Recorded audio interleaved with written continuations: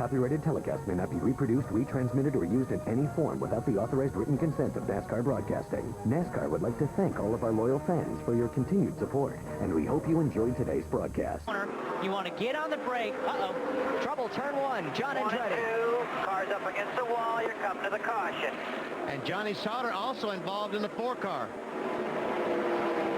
And the first yellow is out as the leader completes the 9th lap of the race. Well, it's 7-car alongside Andretti. That's Jimmy Spencer in the blue 7. They go in the corner and make contact. Now, it looks like... Again, they make contact. It looks like Jimmy lost it, and when he corrected into the car of John Andretti. 5, 6, 7, 8 cars passed him. Flat tire, more than likely. Or he's got something on to bring us out. Oh, yeah. Flat tire, right front. So Sterling Marlin with troubles. He was running in 10th position. Right, guys, right side. Just hold your line. Hold your line. Stretch, once again, watching the RPM from Jeff Gordon. I saw 9,200, and we got a spin. Rusty Wallace into the dirt on the backstretch. Caution flag is out. But, you know, I don't think he's hit anything. And Biffle tried to get that lap back, but could not. All right. All right. Buddy, do take you out. Eight cars took me out, yeah. Get caught up, we'll come around here and get 4 tires. He said somebody took him out. I didn't hear what he said. I believe he said 8. That's what I thought he said. Mm-hmm. Now, a little gentleman's agreement, disagreement there. Jeff Gordon and Jeff Green. Well, there we go. The 8-car right behind Rusty Wallace, and according to Rusty, got in the back of him coming off the second corner. On board with Dale Earnhardt Jr. We'll see as he comes off the corner. He wants to. The phone head moves. So, trouble off turn 2, down the backstretch. Big jam of cars in the cloud of smoke. Mike Wallace is the one spinning in the 01. Everybody else is going to get through. Caution is out. A lot of damage to the... Was it? I hit the wall and it's over with. Clutch pedal is jammed.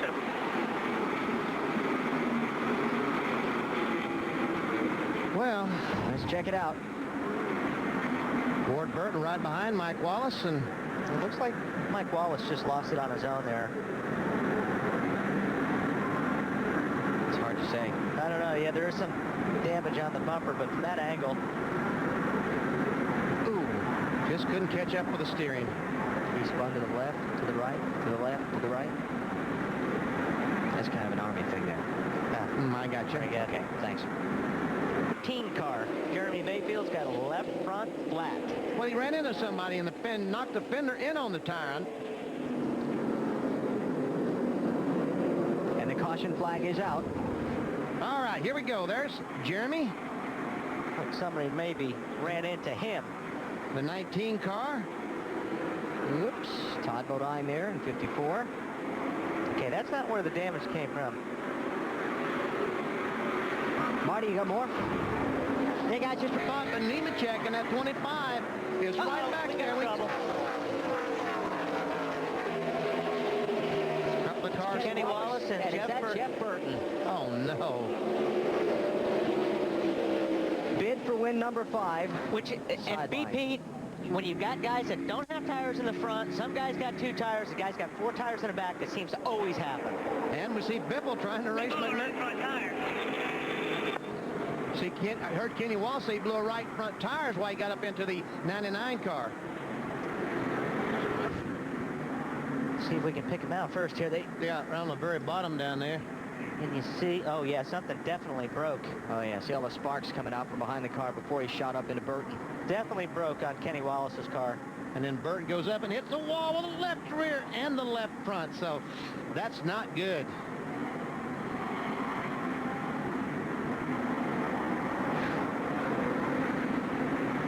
Jeff was just in the wrong place on that deal. And Kenny Wallace was awfully glad Jeff Burton was there. Yeah, because he didn't get in the wall because... Jack, but go ahead, finish. Thank you.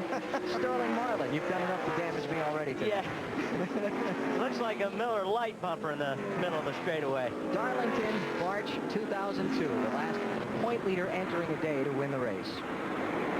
Caution is out for the 9th time. If Matt Kenseth, the point leader, could win the race today, it'd be a bonus of about $190,000, because each race, it's $10,000. If you lead in the points and win the race, hasn't been won this year.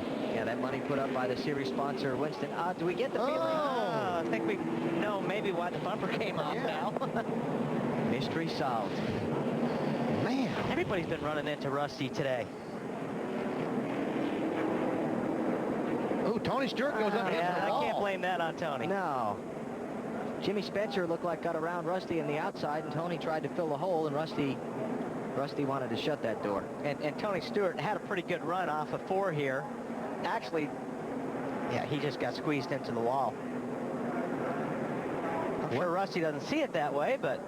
Wonder how much damage Tony did to his car. Back in New Hampshire, under caution, Jamie McMurray had a crash. We'll show it to you in a second. Pit stops, Marty.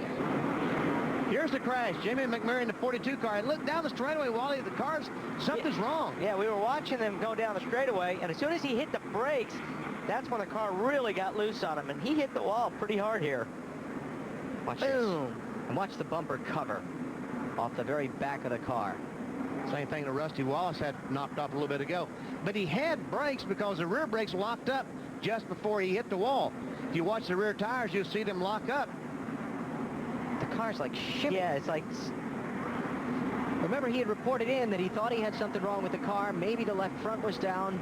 It doesn't look like any tires were down, but it certainly, when he got on the brakes, all of a sudden the car got sideways on him. Something broke. We just don't know why. Yeah, because the tires are up there on the right side. And the reason we couldn't break out of the commercial to show that to you while it was happening was because with the cable systems, we're in a local break, and we're not in control of that until the time is up. So many things in our car. Here we watch Jamie McMurray crash again. There's so many things in these cars now that restrict the driver from getting out the window quickly. I mean, you can do it, but it sure be easier to go out the roof. And another point that I wanted to make as we see this again, you see how hard Jamie McMurray hit? The safer barrier scheduled to be in place here when we return to this track in mid-September would have been certainly helpful in that situation. On that last caution, They think they can make it. that's the first spot. They're all trouble. Christian Fittipaldi, who was on the lead lap in 23rd position. Now, that's going to help all those guys that thought they could make it, these caution flag laps. But Jeff Gordon is going to have to stop, and he's going to be mired way, way back in traffic on the restart. Yeah, and that's the track position we talked about earlier. That's not going to help him. It's almost impossible to get through all those cars. Not a reach, though. There's a 43 car. 43's going to get a little help here, I bet. Yeah, Michael Waltrip gets in the back of him.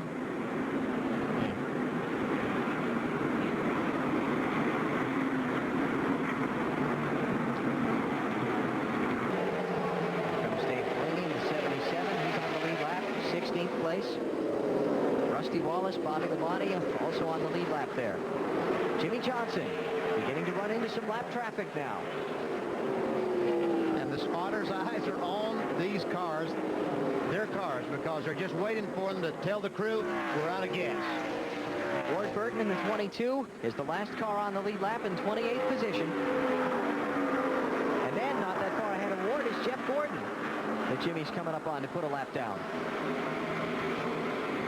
Strategy didn't work for him. No, they kind of backfired a little bit. Jeff Gordon will have led the most laps today by the time this thing's over. But that pit stop, they came in and took 4 tires at lap 234, and then whatever happened to the car to send the handling away has really gone amok for the 24.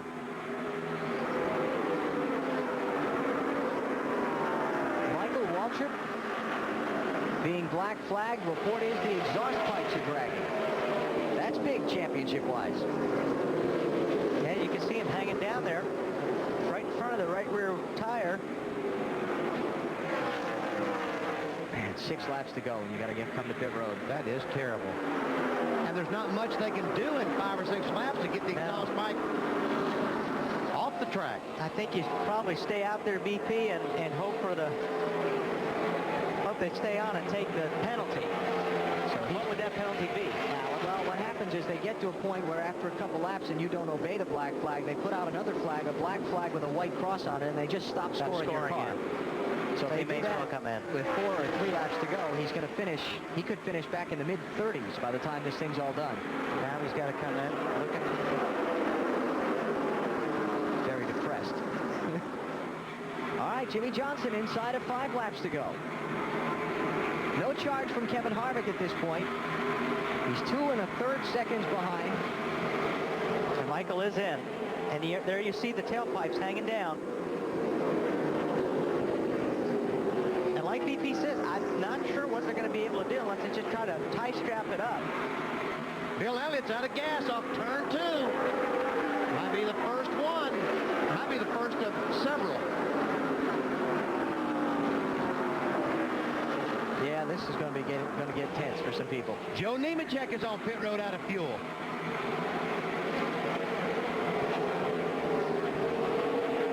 Nemechek can't get it running. And that's another thing. The problem running out of gas is if you can't get the car restarted, you can lose a tremendous amount of time just trying to get the car restarted. When they go dry, they're tough to start. Who else is going to lose a good finish in these closing laps? Michael Waltrip, all the way back to 30th place. Oh, man. Good point day gone bad. Jimmy Johnson makes another lap, just 2 to go.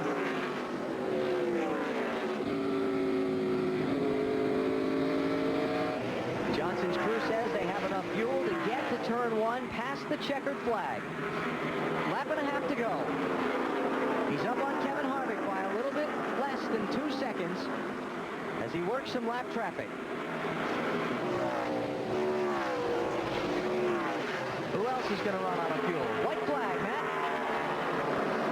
Chad Canal's a little concerned seeing the 25 run out. Told his driver, slow down as much as you can. Half a lap to go for Jimmy Johnson. If it stays under power, he's going to get his second win of 2003. He's got enough pad on Kevin Harvick. Harvick's in a little bit of traffic right now. Chad Knaus made the right strategy calls. They had a great car, and Jimmy Johnson wins the New England 300, his second win of 2003. 58 of the 300 laps. For Jimmy Johnson, Matt Kenseth did have the fuel to get to the checkered flag. Great third-place run for the championship leader. Who's that just ran out off turn 4? Ricky Rudd just ran out off the final corner. And lost a handful of spots coming to the checkered flag. Johnny Sauter ran out of gas off the 4th corner. In just his 58th NASCAR Winston Cup start, Jimmy Johnson with the 5th win of his career. Matt, crew did the right job, made the right call today. Copyrighted telecast may not be reproduced, retransmitted, or used in any form without the authorized written consent of NASCAR Broadcasting. NASCAR would like to thank all of our loyal fans for your continued support, and we hope you enjoyed today's broadcast. This has been a presentation of TNT Sports.